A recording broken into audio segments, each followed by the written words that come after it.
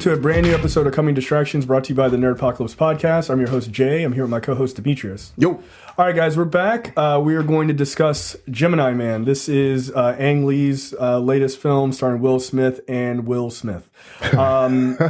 Produced by Jerry Bruckheimer, and I say that because, yeah, that'll give you an indication of what we're working with here in 2019 for real.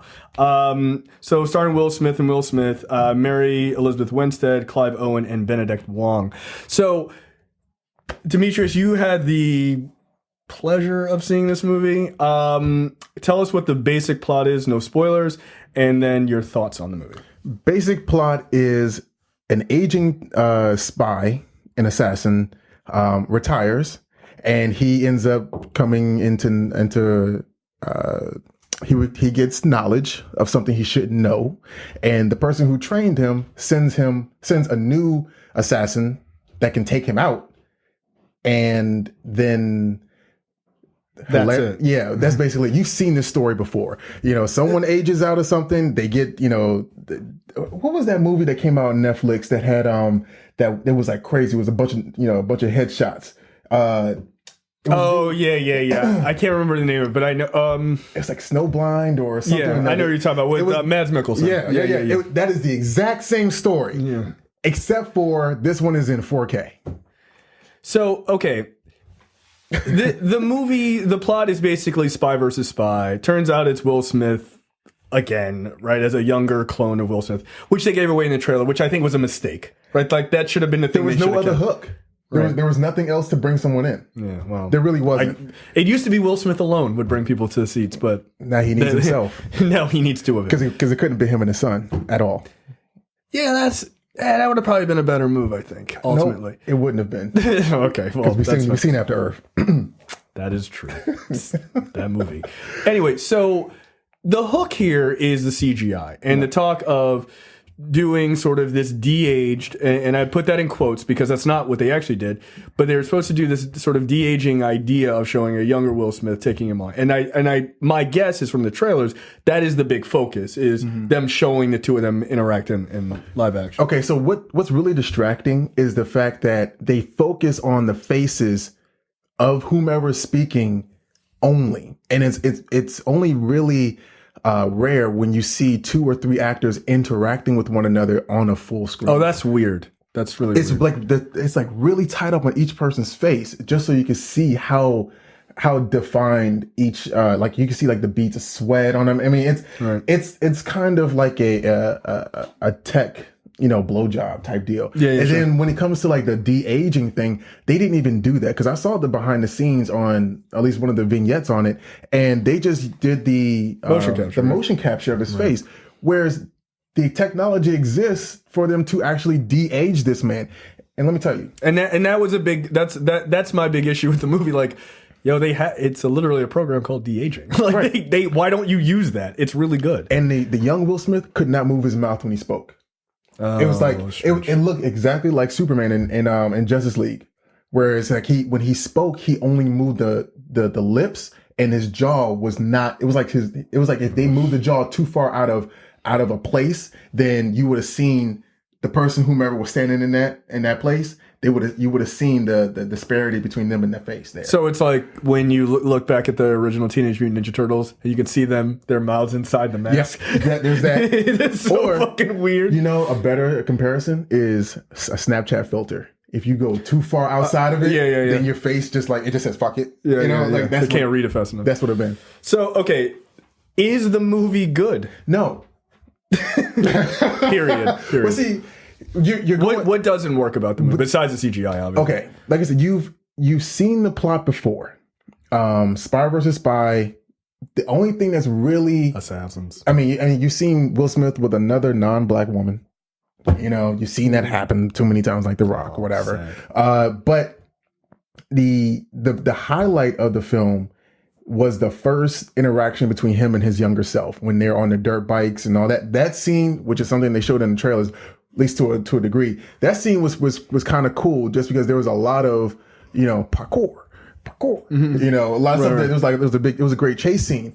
But throughout the film, every single blow that they gave each other when they were in the middle of a fight, it didn't have any kind of weight to it. There was no thump. There was no gravitas to how much of a struggle it really was, because it really wasn't. These were like a bunch of CGI avatars that were just pity patting with one another, and it didn't feel like anything was really at stake. It's so funny. This trailer I was like, oh, this is an interesting concept. And then I saw the second trailer and I was like, I don't think this is going to be good. Yeah, it's a video game trailer or a cutscene, because there's several scenes where people got hit with like the grenade launchers you would see in Terminator 2. You know what I'm saying? They got hit to the chest with these shits, and like their body armor be on fire, and they just brushing it off, but it looks like you're watching like Ninja Gaiden from 360. That's so weird. That's how bad it looked. So on a scale of After Earth to Independence Day, two, how bad is Independence Day? ID4 was good. Yeah, I enjoyed the first one. All right. No, but in all seriousness, so the story is not very good. It sounds like the story is like fairly repetitive. And then even the co-stars could only carry but so much. I heard they were like some of the brighter spots.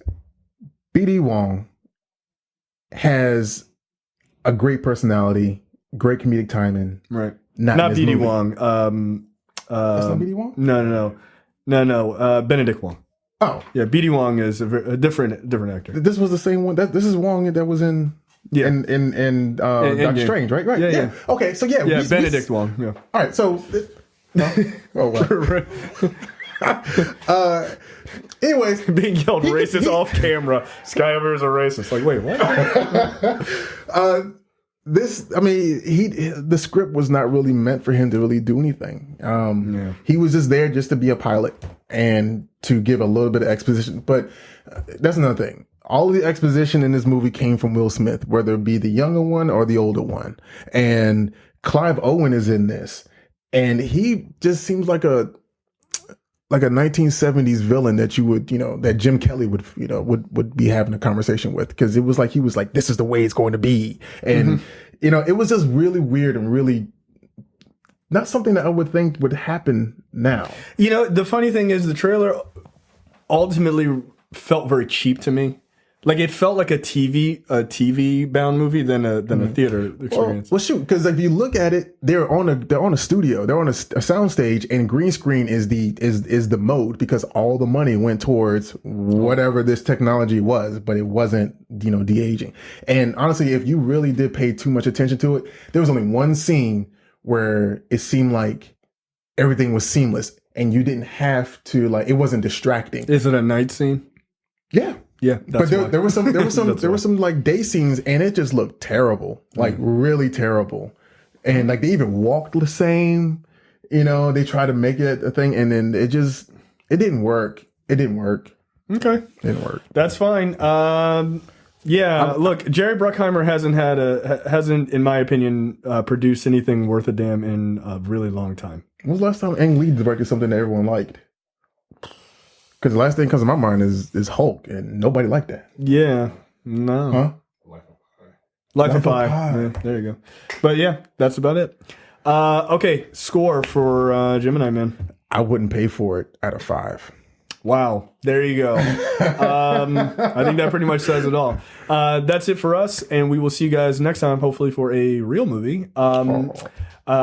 Make sure you check out Coming Distractions. The podcast feed has all the audio versions of these reviews, or if you're listening, you can check out the video version on youtube.com/thenerdpocalypse, and we will see you guys next time.